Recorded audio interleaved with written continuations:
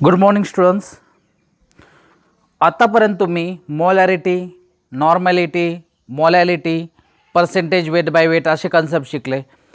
आज एक खूप इम्पॉर्टंट कन्सेप्ट शिकायचं आहे आपल्याला, कॉन्सन्ट्रेशन ऑफ H2O2. H2O2ला आपण हायड्रोजन पर ऑक्साईड म्हणतो. काय म्हणतो H2O2ला? आपण H2O2ला हायड्रोजन पर ऑक्साईड म्हणतो. आणि या कन्सेप्टवर जेई एक्झाममध्ये किंवा जेई ॲडव्हान्समध्ये खूप वेळा क्वेश्चन आलेला आहे, म्हणून नीट लक्ष द्यायचं. मी काय सांगतो, H2O2 म्हणजे हायड्रोजन पर ऑक्साईड. हे H2O नाही आहे, H2O म्हणजे वॉटर, हे आहे H2O2 म्हणजे हायड्रोजन पर ऑक्साईड. आपल्याला जर जखम झालेली असेल तर डॉक्टर ते वुंड्स क्लीन करण्यासाठी, म्हणजे जे जखम क्लीन करण्यासाठी हायड्रोजन परऑक्साईड टाकतात. हायड्रोजन परऑक्साईड त्याच्यावर टाकलं तर असा फेज बाहेर येतो, म्हणजे ती डर्ट बाहेर येते. हायड्रोजन परऑक्साईड हे पेस्टिसाइड्स म्हणून पण वापरलं जातं. तर आपल्याला याच्यात शिकायचं आहे व्हॉल्यूम स्ट्रेंथ. आज आपल्याला काय शिकायचं आहे? Volume strength.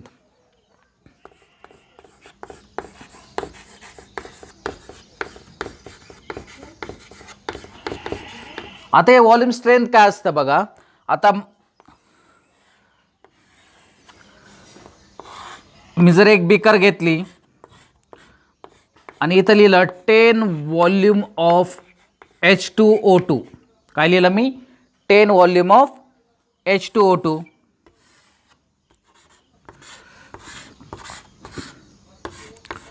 इथं मी करतो 1 व्हॉल्यूम ऑफ H2O2. इथं करतो 10 व्हॉल्यूम H2O2.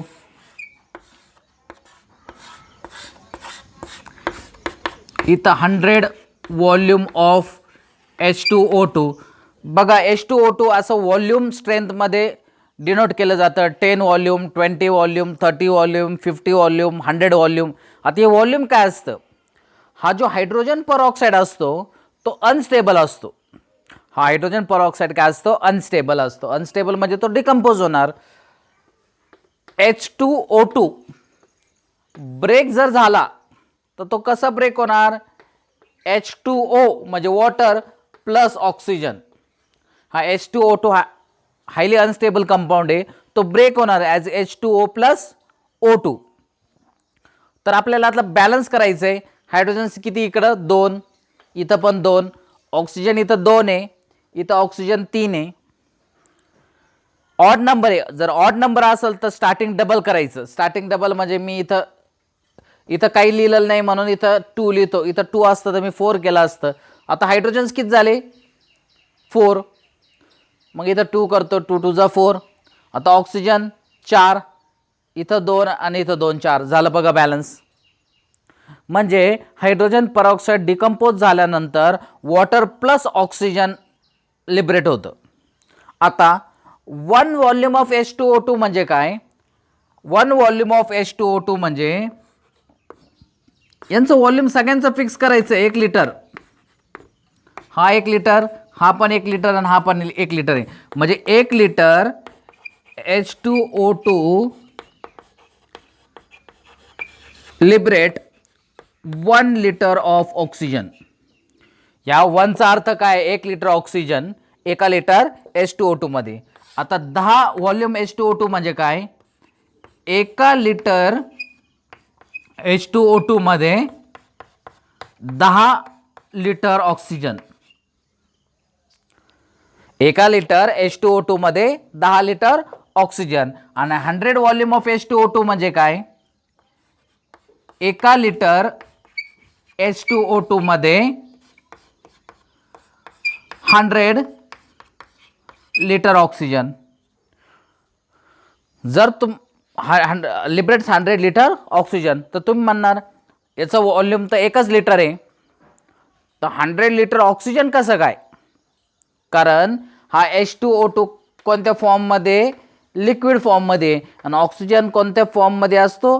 गॅसेस फॉर्ममध्ये असतो. आणि गॅस जास्त जागा घेते. म्हणजे 1 लिटर H2O2 मधून 100 लिटर ऑक्सिजन तयार होऊ शकतो, लिबरेट होऊ शकतो. याचा अर्थ आहे म्हणजे 1 व्हॉल्यूम म्हणजे 1 लिटर ऑक्सिजन, 10 व्हॉल्यूम म्हणजे 10 लिटर ऑक्सिजन आणि 100 व्हॉल्यूम म्हणजे 100 litre oxygen in 1 litre H2O2. समजलं? बघा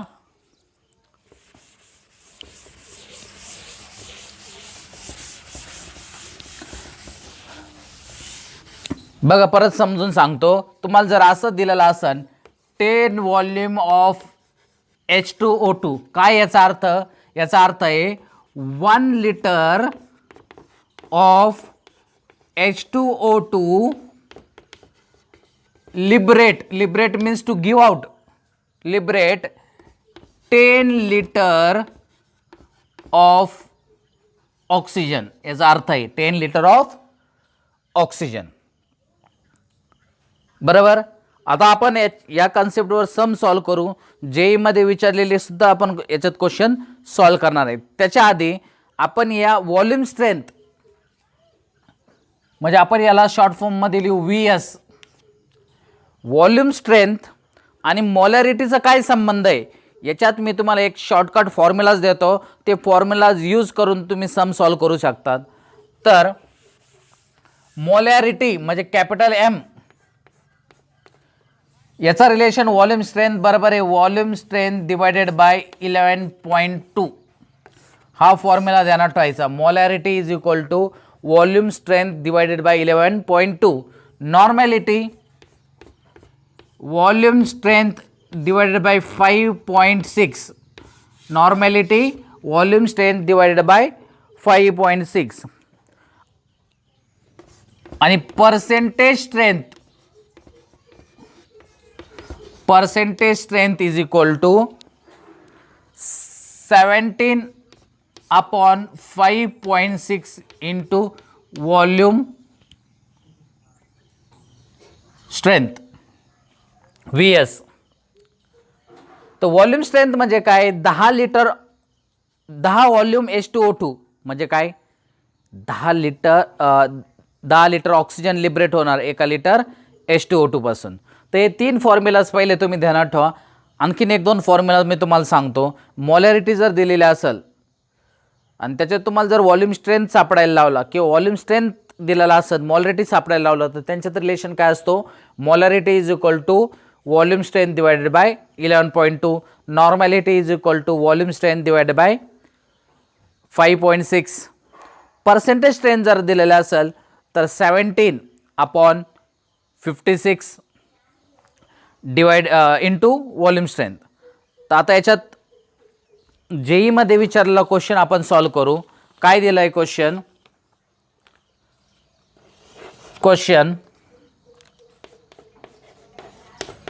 the volume strength of 1.5 normal H2O2 solution is. असा क्वेश्चन दिलता. काय? The volume strength of 1.5 normal H2O2 is. दिसतंय बोर्डवर सगळ्यांना? ओके. आता बघा व्हॉल्यूम स्ट्रेंथ विचारले कशाची?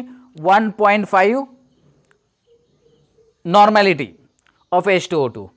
तर नॉर्मॅलिटी आणि व्हॉल्यूम स्ट्रेंथ मध्ये रिलेशन काय आहे? N is equal to VS upon 5.6. Normality आपल्याला ऑलरेडी माहिती आहे 1.5. VS व्हॉल्यूम स्ट्रेंथ आपल्याला सापडायचं आहे अपॉन 5.6. तर इथून व्हॉल्यूम स्ट्रेंथ काय असणार? 5.6 इंटू 1.5. करा कॅल्क्युलेट. 5.6 इंटू 1.5. तर उत्तर येणार 8.4 लिटर्स. आहे का नाही शॉर्टकट? किती? 20-30 सेकंड लागतील फक्त आपल्याला. जेईला विचारलेला क्वेश्चन आहे the volume strength of 1.5 normal H2O2 solution is. Okay. तर आपण आणखीन 1-2 सम सॉल्व करू. तर बघा पुढला सम इथं दिलंय डेन्सिटी ऑफ 10 वॉल्यूम H2O2. बघा काय question, density of 10 volume of H2O2. तर इथं डेन्सिटीचा कोणताही फॉर्म्युला नाही आहे, तर आपण तो फॉर्म्युला डिराईव्ह करू. बघा मोलॅरिटीचा काय फॉर्म्युला आहे,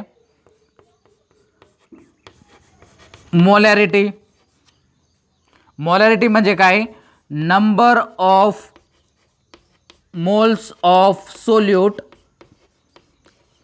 upon volume of solution in litre. आणि नंबर ऑफ मोल्स कसं सापडतात, N is equal to W upon M. W म्हणजे वेट किंवा मास पण म्हणू शकतो, आणि खाली जो M आहे त्याला काय म्हणायचं आपण, मोलार मास. तर त्याची व्हॅल्यू इथे सबस्टिट्यूट करतो. बघा नंबर ऑफ मोल्स काय, वेट अपॉन मोलार मास, किंवा वेटच्या ऐवजी मास पण लिहू शकतात, upon volume of solution in litre. बरोबर, हा volume of solution in litre इथं वरती जाईल, तर काय येईल, W upon molar mass into volume in litre. आणि डेन्सिटी काय असतं, density is equal to mass upon volume. Density is equal to mass upon volume, म्हणजे वेट अपॉन ये वॉल्यूम, याला आपण डेन्सिटी लिहू शकतो का, वेट म्हणजेच mass upon volume is equal to density. मग काय येणार, इथं बघा मोलॅरिटी इज इक्वल टू, याच्याऐवजी आपल्याला काय लिहावं लागणार, डेन्सिटी अपॉन मोलार मास. तर डेन्सिटी काय येणार, मोलॅरिटी इंटू मोलार मास. आला का नाही नवीन formula, density is equal to molarity into molar mass. बघा आता पुढला आपल्याला फॉर्म्युला भेटला, density is equal to molarity into molar mass. मी इकडे लिहितो वरती, density is equal to molarity into molar mass. तर आपल्याला डेन्सिटी विचारली, आपल्याला इथं काय विचारली, डेन्सिटी विचारली. तर डेन्सिटीचा फॉर्म्युला काय, मोलॅरिटी इंटू मोलार मास. आणि मोलॅरिटीचा फॉर्म्युला काय आहे, पहिले आपण मोलॅरिटी फाइंड करू, वॉल्यूम स्ट्रेंथ अपॉन 11.2.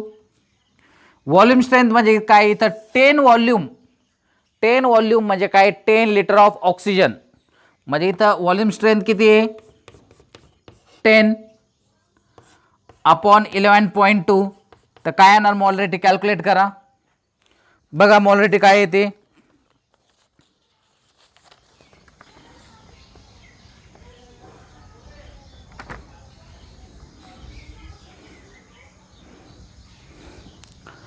तर मोलॅरिटी येईल 0.82.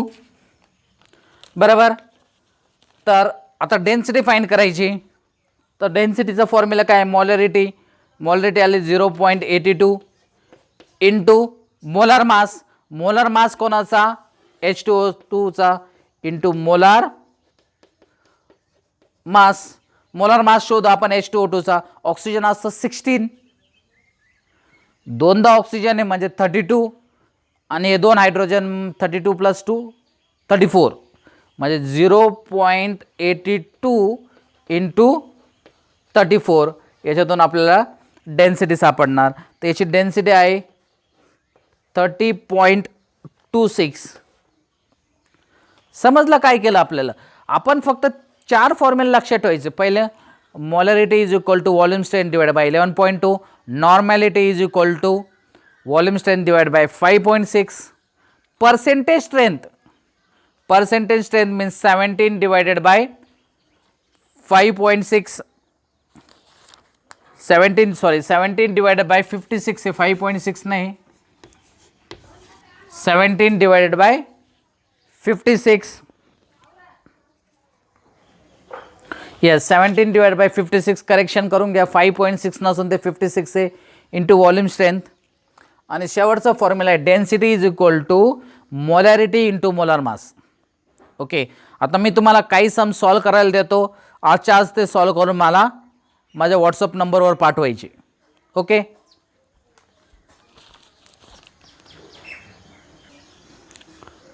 तर सगळ्यांनी बघा, हे बोर्डवर 3 सम्स तुम्हाला सॉल्व करायचे. तर मी तुम्हाला फक्त थोडं हिंट देऊन जातो. पहिला क्वेश्चन आहे, calculate the percentage strength of 10 volume H2O2. Percentage strength find करायला डायरेक्ट फॉर्म्युला आहे, percentage strength is equal to 17 divided by 56 into volume strength. काय याचं व्हॉल्यूम स्ट्रेंथ? याचं व्हॉल्यूम स्ट्रेंथ 10 आहे.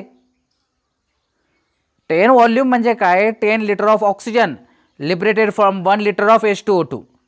तर हा तुम्ही डायरेक्ट सम सॉल्व करू शकतात. काय दिलं? 20 volume of H2O2 solution strength is, strength म्हणजेच पर्सेंटेज स्ट्रेंथ. परत तोच formula 17 divided bye,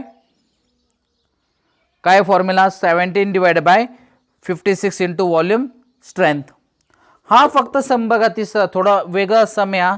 volume of oxygen liberated from 15 ml of 20 volume of H2O2.